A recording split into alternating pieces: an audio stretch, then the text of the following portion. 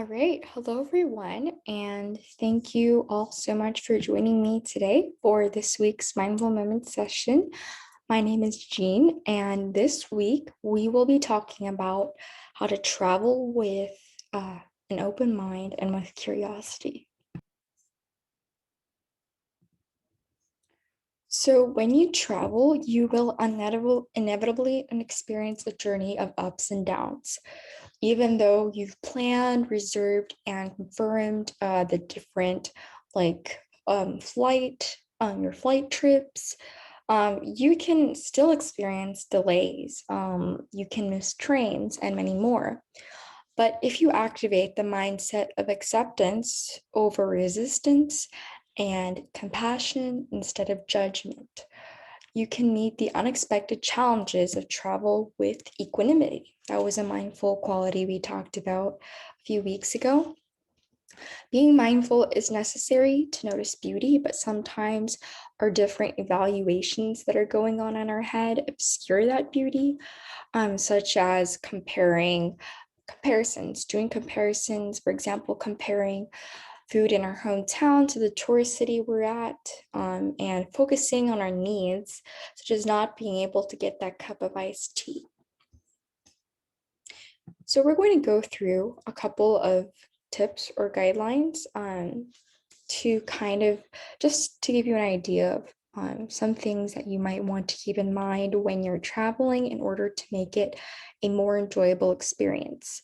So one thing you really want to do is to drop your expectations because all of us typically do have these expectations when going to travel from seeing those tourist attraction pictures, like learning about it for so long, knowing about it for so long, and wanting to go there for so long, and having these high expectations.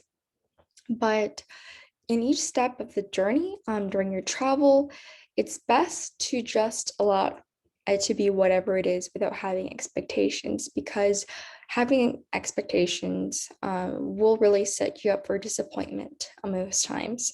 So, going into new situations, places, and cultures without these expectations, um, you'll find that you will have a much more enjoyable experience. Another thing is to let go of comparing the strange to the familiar. So this goes back to what we are talking about, our different evaluations. So just bring an open mind. Don't try to compare that much with your, for example, if you go to a certain tourist attraction and you compare it to another one that you went to before, which was somewhat better, in your opinion. Comparing really won't help you to kind of take in the experience. So, having a curious beginner's mind to seeing and doing anything while traveling is good. And finally, you can use mindfulness practices. You can practice mindfulness even if you're not at home in your usual practice spot, or you're still traveling. And one thing that might get in the way is the schedules and time zones, which might throw you off a bit. But after a day or two, you might be able to adjust and have a mindful breathing practice or other practice in the mornings or evenings, whatever time is really best for you. Another idea for a mindful activity could be a travel journal. So, whenever you have time to pause and just write a few words or sentences down about your experience, and just write it down. And then afterwards, for example, when you go back to your hotel, you can open it up and reflect on your narrative.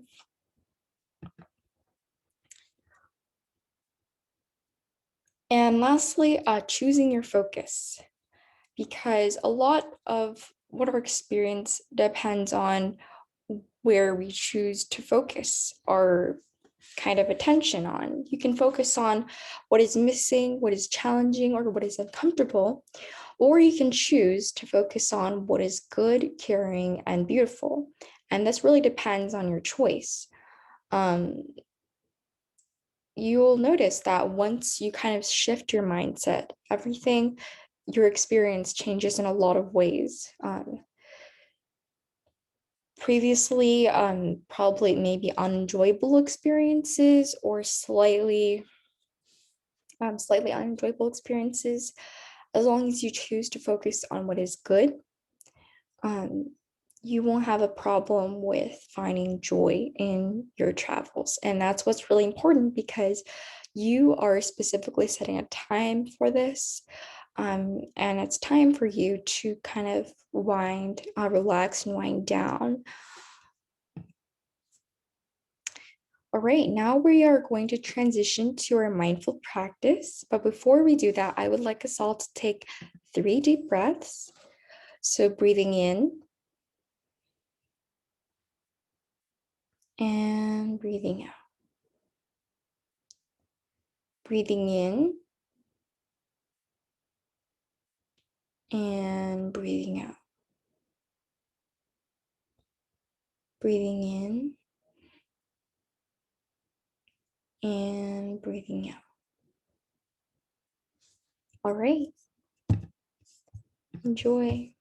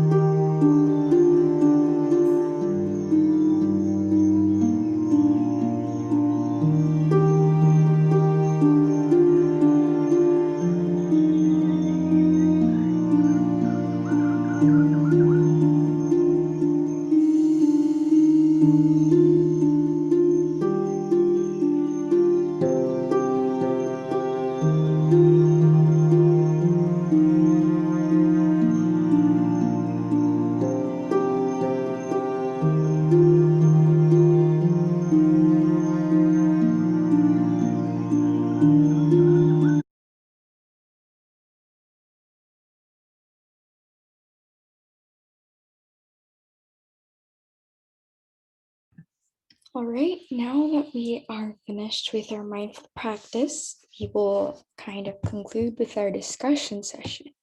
So, if you could travel to any place, where would it be and why?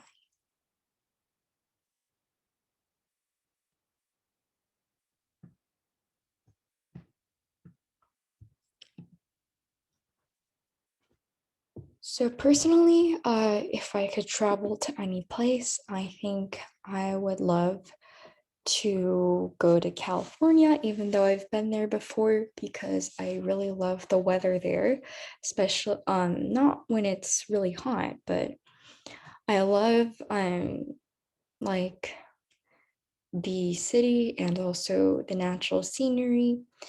Um and so that's where I would go. In terms of more long distance travel, I think I would like to go to Austria just to see, because I've heard about, uh, like I play violin, and that's kind of where all of the kind of really old and famous violins remain. So, and I've heard that also the city is really good, or the country. The place is really good, and I would just like to kind of experience that. What do you think is the key to mindful travel? In my opinion, the key to mindful travel is to not focus on what is missing or what you don't have, but instead to focus on what the present, and to be to take in everything in the moment. What were some of your most mindful or enjoyable experiences while traveling?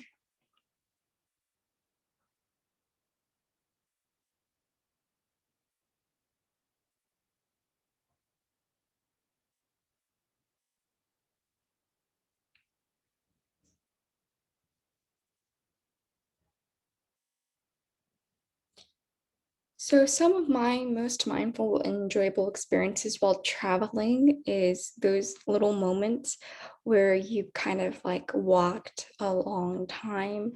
Um, you so in terms of mindful, I really liked, we went on road trips by like the Pacific Ocean in California and in Hawaii, and it was really, really, the scenery was absolutely stunning. Especially, I remember one time when I was on an airplane between two Hawaiian islands, and you could just see that the water is such a light blue color, and it was different from anything that I ever seen before. So, um, those were some of my most enjoyable experiences while traveling. Here are just some pictures from my travels. So most of this, actually all four of these are from New York. This is the one right here on the far right, on the upper part, is from the botanical gardens. And so we were able to kind of, the botanical gardens are actually very, very big. So we spent a lot of time kind of looking at the flowers, and here's one of the pictures of the flowers. Here's one of the subway stations. I forgot what it was called, but we often went here, and I loved going here to be able to go to the subway. And another picture from New York, and this is actually a picture not from traveling, but from hiking in Georgia. So we're going to kind of end with a quote. A mind that is stretched by a new experience can never go back to its old dimensions. So I think this kind of is a really good quote because, especially with this year, with COVID, we've obviously had a very new experience that most of us haven't experienced before, um, having to quarantine and to isolate. And that's a new experience. And we always expect, oh, everything's going back to normal. but it's important to know that things will never go back to the way they were before the pandemic. It'll be a new kind of normal because things aren't always the same. They're constantly changing, and sometimes we might not notice that unless something really big happens. Um, and I would just like to acknowledge that some of the content and the session was inspired by the National Geographic Everyday Mindfulness Special Issue. And thank you all so much for joining my mindful session this week. It's been an honor to be able to host this session for you all, and I hope you have a mindful week ahead.